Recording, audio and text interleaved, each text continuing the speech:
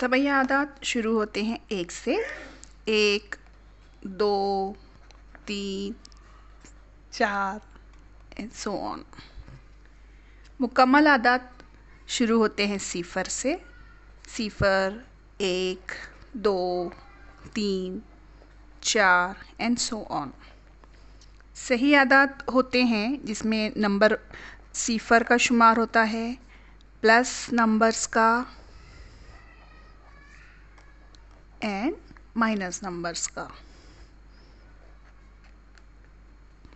नातिक आदाद होते हैं m/n की शक्ल में, जैसे कि 2/3, -6/4, 3, 2, इस तरीके से एंड सो ऑन।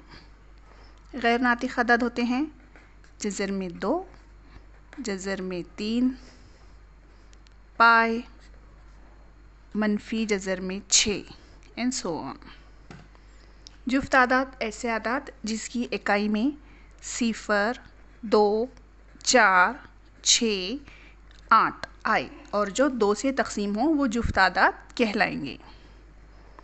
ताक़ आदाद जिसकी इकाई में 1, 3, 5, 7, 9 आए और जो 3 से तकसीम हो वो ताक़ आदाद कहलाएंगे।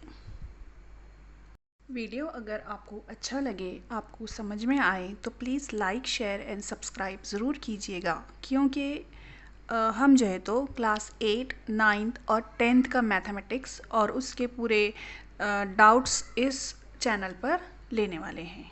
जज़ाकल्लाह।